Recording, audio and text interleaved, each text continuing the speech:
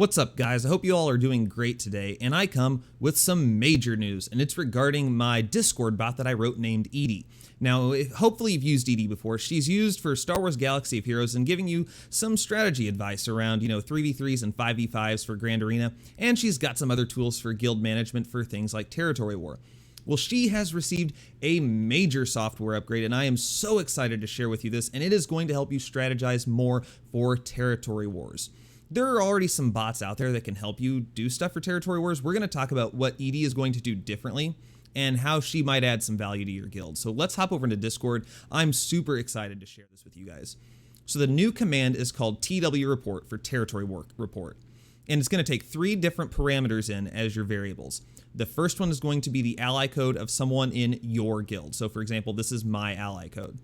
The second one is going to be the ally code of someone in your opposing guild. So someone in the opponent's guild, you need to find their ally code. Just use SWGOH.gg, search their guild name, or you can try searching individual names, but that's usually after the attack and it's too late. So yeah, use that for your opponent's ally code.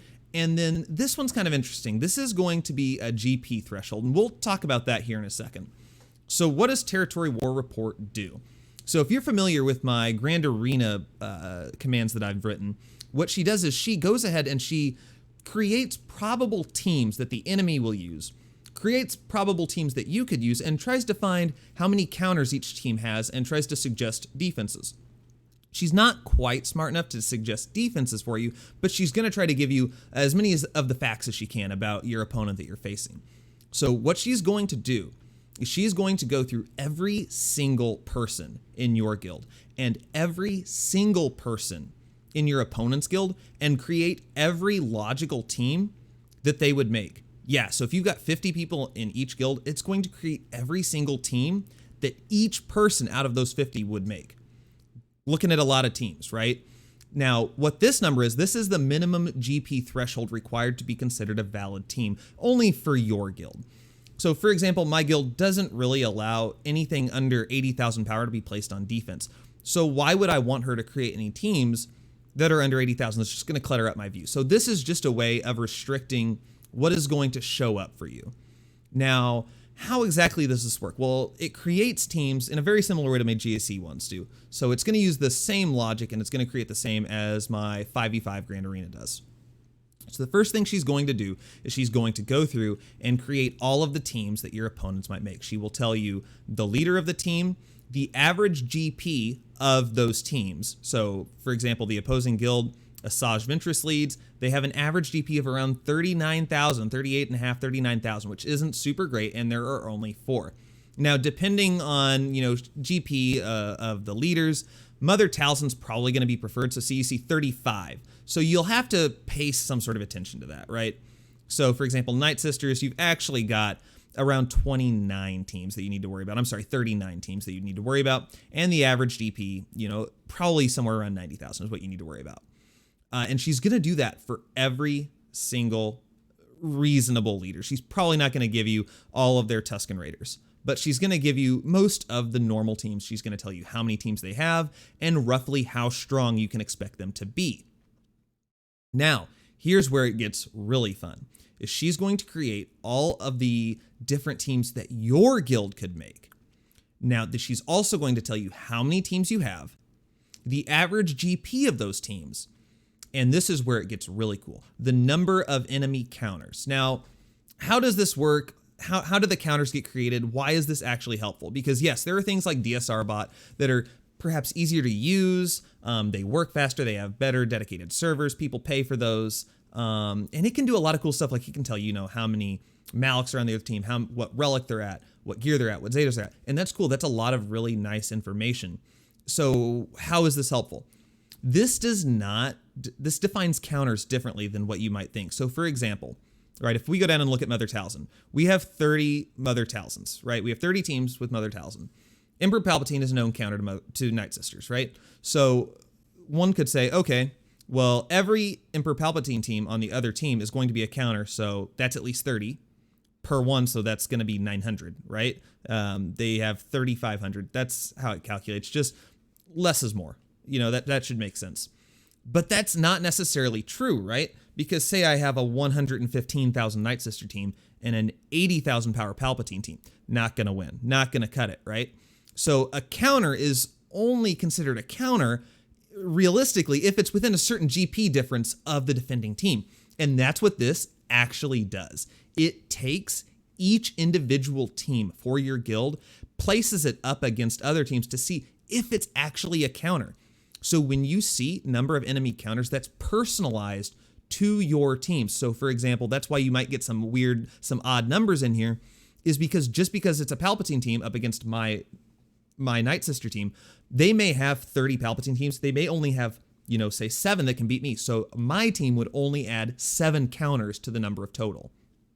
So that kind of gives you an idea of how these counters are created.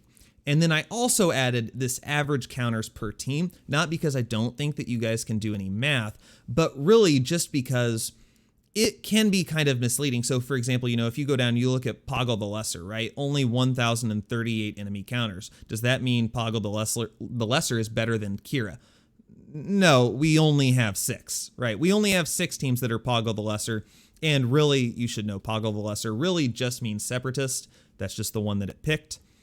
And the average counters per team, however, 173, whereas for Kira, it's 139. So this is kind of a nice, easy way to see which one's the best. So for example, you see, Darth Revan, you see General Skywalker, you see Shakti. These guys have lower, Padme Amidala. Those guys are going to have pretty low numbers of average counters per team. Obviously, they're in the meta. So that's what this does. And this can give you some ideas on what to set on defense. It's going to give you a look into what the opposing team has and what you might set on defense. Because for example, look at their Geos. Let's look at their Geonosian Brood Alpha. So they had 23 Geo teams. Average power around 83,000. That allows you to think, do we need to bring in all of our Treyas on offense? Or do we have Palpatine teams that can take care of that we don't really need, say for Night Sisters? It allows you to kind of have that discussion within your guild. So that's what this bot does. It's super excited to get to use it in the next territory where I hope you guys find it useful. I will warn you, this is very memory intensive. It's unlikely to time out. I will say my guild, I think, is in the 168 million GP range. If you're significantly higher than that, I cannot promise you what these results are going to look like. I will say it does take a decent amount of time to run. So for example, I ran the report at 11:57 p.m. Okay, it retrieved the data from the server at 11:59. So it took 2 minutes just to pull back all of the roster data for both guilds. 2 whole minutes to do that. And then it didn't have the report completed until 12:20 a.m. So it took roughly 20 minutes to do all of the calculations, do all of this, and print out the report. So all I would do is ask for patience, especially if people are, doing Grand Arena stuff and doing all that other stuff. It can bog down the time. So that's something to just take into consideration. So please don't necessarily just message me and say, hey, your bot's broken. Just take that into account whenever you're running it. But guys, that's what I've got. If you have any questions, of course, feel free to reach out to me in Discord. But yeah, that's EDI, and that's really great. Now, one more thing that I want to add in this, and this is kind of a side note. It's not related to EDI, so if all you care about is EDI, then go ahead, you can stop watching.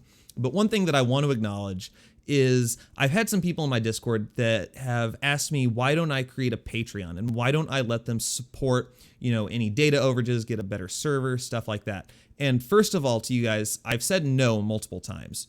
And I don't want you to take that as an insult, because I don't think you can understand how touched I am that you guys want to support, this channel, this YouTube channel, and the bots that I've created in such a way. It really does mean a lot to me. So please do not take my rejection as me not appreciating your help, wanting your help, or anything like that. It's not that at all. Really what it is for me is I don't code for a living. I don't have a computer science degree. This is purely a hobby. It is something that I just enjoy doing on the side. I like Galaxy of Heroes. I like coding, and this is just a nice puzzle for me. I like to do it, and I want to do it for free just because that it's something enjoyable for me. If I start to make money, if you guys start to pay me, even if it's just to support the server, it becomes less fun. It then becomes kind of a job. and then I'm more obligated to have to upgrade it and stuff like that. And not that I don't want to upgrade it, because trust me, I enjoy it. I like the game. I use the bots. They're going to keep getting upgraded. It's just almost kind of a principle. Also, if you're a computer programmer, or if you know any computer programmers, unless they're doing it for a living and it's their job to do it, I think most people would agree that the greatest sign of appreciation you can give to someone who writes programs is to use it. So trust me when I say, you guys using EDI and letting me know that you appreciate what she does, giving me feedback on how to make it better, collaborating, and just having that conversation with me, that means so much to me. So I want to thank you guys so much for using this bot, and I really hope you get some use out of her for Grand Arena and hopefully now for Territory War. So guys, thank you so much. If you have any questions, feel free to reach out to me in Discord, and hope you guys have a great rest of your day. Thanks so much.